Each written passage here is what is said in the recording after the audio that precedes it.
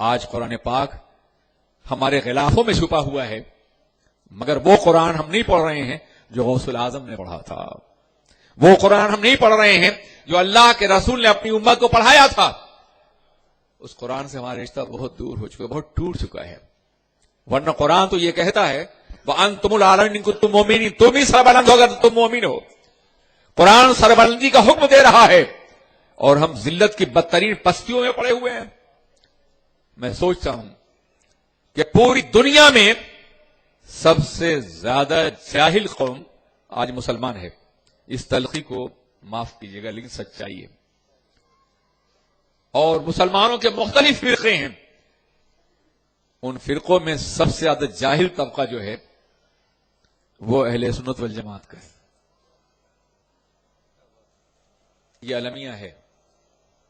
دنیا میں سب سے غریب طبقہ مسلمانوں کا ہے، خاص طور پہ ہندوستان میں، اور اس غریب طبقے میں سب سے غریب طبقہ اہل سنت والجماعت کا ہے۔ اس تلخی کو برداشت کیے، ذرا مطالعہ کر لیجیے گا۔ دنیا میں سب سے زیادہ پسماندہ آبادیاں، مکانات اور گلیاں اور شہر مسلمانوں کے ہیں۔ پہلے جیسے زمینداروں کی آبادیوں میں چماروں کی آبادیاں ہوتی تھیں، ایسی آج غیروں کے مقابلے میں مسلمانوں کی آبادیاں ہو گئی، اور ان میں سب سے زیادہ غلیظ آبادیاں اہل سنت کی ہے۔ بڑا دعویٰ ہے آپ کو اپنے مسلک پر، ذرا ارد گرد کے ماحول کا جائزہ لیجیے اور غور کیجیے کہ آپ کھڑے کہاں ہیں، آپ کی حیثیت کیا ہے۔ تعلیم آپ میں نہیں، سرمایہ آپ میں نہیں، زندگی کی نظافتیں آپ میں نہیں، اور دعویٰ یہ کہ آپ سنی ہیں۔ حضرات ہم سنی ہیں مگر سنت سے دور ہو چکے ہیں، صرف لفظ ہم نے استعمال کیا ہے، لفظ کی روح سے ہم بیگانہ ہو گئے ہیں۔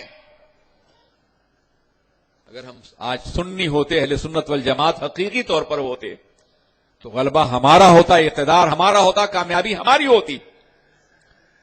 میرے عزیز ساتھیوں، میرے دوستوں، ہمیں اپنے ارد گرد کا جائزہ لینا ہوگا، اور ہم کہاں کھڑے ہیں اس کا ہمیں مطالعہ کرنا ہوگا اور محسوس کرنا ہوگا۔ آج پوری دنیا دو حصوں میں تقسیم ہو چکی ہے، وہ شیعہ ہیں، اور ہمارے مقابلے میں جو طبقہ ہے وہ ہے ایران، عراق، سیریا، لبنان۔ یہ شیعوں کے مراکز ہیں، بقیہ ان کے مراکز ہیں۔ آپ کہاں ہیں؟ آپ تو گلیوں میں لڑتے پھر رہے ہیں، ایک دوسرے پہ کیچڑ اچھال رہے ہیں، آپ نہ کسی سیاسی میدان میں نظر آ رہے ہیں، نہ کسی مذہبی میدان میں آپ کا کوئی بلند مقام ہے، اور نہیں آپ دنیا کی نگاہ میں شمار اور اقتدار کے قابل ہیں۔ خدا را سنبھل جائیے۔ ہم مسلک حق کے حامل ہیں، رسول پاک کی غلامی کا دعویٰ کرتے ہیں، تو ہمیں اس دعوے کی بنیاد پر علم کے اعتبار سے بھی، عمل کے اعتبار سے بھی، کردار کے اعتبار سے بھی ایک منظم اور ناقابل شکست قوت بننا چاہیے۔ بند کر دیے یہ اپنے اختلافات، یہ ایک دوسرے پہ کیچڑ اچھالنا، ایک دوسرے پہ طنز کرنا۔ متحد ہو جائیے اگر آپ زندہ رہنا چاہتے ہیں تو، ورنہ قیامتیں آپ کے دروازے پہ دستک دے رہی ہیں۔ دنیا کا تمام سرمایہ باطل قوتوں کے ہاتھ میں ہے، وہ آپ کو کچل دینے کے لیے تیار ہیں، اور آپ آپس میں اختلاف کر رہے ہیں، آپ آپس میں لڑ رہے ہیں۔ یہ اختلاف آپ کو موت سے ہمکنار کر دے گا۔ میرے استاذ حضور حافظ ملت نے فرمایا تھا، اتحاد زندگی ہے اور اختلاف موت ہے۔ اتحاد زندگی ہے اور اختلاف موت ہے۔ کبھی آپ نے سوچا کہ ہمارے جسم اور روح میں اختلاف ہو جائے تو ہماری موت ہے، گھر میں اختلاف ہو جائے تو گھر کی موت ہے، ملک میں اختلاف ہو جائے تو ملک کی موت ہے، قوم میں اختلاف ہو جائے تو قوم کی موت ہے، جماعت میں اختلاف ہو جائے جماعت کی موت ہے، دنیا میں اختلاف ہو جائے دنیا کی موت ہے۔ زہر الفساد فی البر والبحر، اور جسم و روح میں اتحاد و جسم کی زندگی ہے، قوم میں اتحاد و قوم کی زندگی ہے، جماعت میں اتحاد و جماعت زندگی ہے، ملک میں اتحاد و ملک کی زندگی ہے۔ آپ موت کے راستے پہ بڑھ رہے ہیں یا زندگی کے راستے پر؟ کبھی آپ نے سوچا؟ کبھی آپ نے ایک لمحے کی غور کیا ہے؟ کبھی آپ نے محسوس کیا کہ آپ کس راستے بڑھ رہے ہیں؟ آج ہر طرف سے برائیوں کا طوفان ہے جو ہماری چٹان سے ٹکرا رہا ہے. ایک سمندر ہے برائیوں کا، مغربی افکار کا، مغربی تہذیب کا، اوریانیت کا، بدکرداری کا، گناہوں کا، عیاشی کا، شرک واضح کا.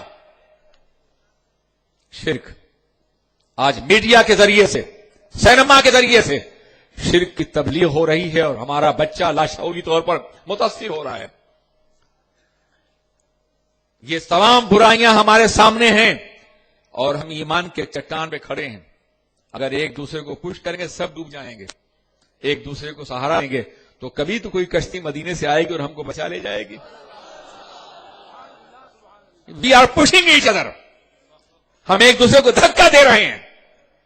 یہ ڈوب جانے کی علامتیں تو ہیں، یہ بچنے کی علامتیں نہیں ہیں. تم فقہی اختلافات کی بنیاد پر ایک دوسرے کو مورد الزام ٹھہرا رہے ہو. اگر تم مولوی ہو تو تمہیں اتنا تو ہوش ہوگا کہ کوئی بھی صفحہ تم ہدایہ کا اٹھا لو تمہیں اختلافات نظر آئیں گے.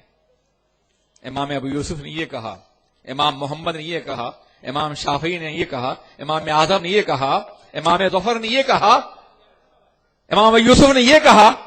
اختلافات نظر آتی ہیں، نظر آتے تمہیں. اور اختلافات بھی ایسے نہیں جو معمولی ہوں. آپ ایک مثل پر سایہ جب بڑھ جائے تو اثر کا وقت شروع ہو جاتا ہے کسی کے نزدیک، اور ہمارے ہاں دو مثل پر ہے. ان کے ہاں اثر پڑھی جا رہی ہے، ہمارے ہاں نہیں ہو سکتی ہے. ہمارے ہاں شفق احمر ڈوب جائے تو عشاء کا وقت شروع نہیں ہوتا. ان کے ہاں شفق احمر ڈوب جائے تو عشاء کا وقت شروع ہو جاتا ہے. ان کے ہمارے ہاں مغرب ہو رہے ہیں، ان کے عشاء ہو رہی ہے. مگر دونوں سچ ہیں، دونوں کا احترام باقی ہے، دونوں لا نہیں رہتے. ہمارے ہاں قروء کا مفہوم اور ہے، ان کے ہاں اور ہے.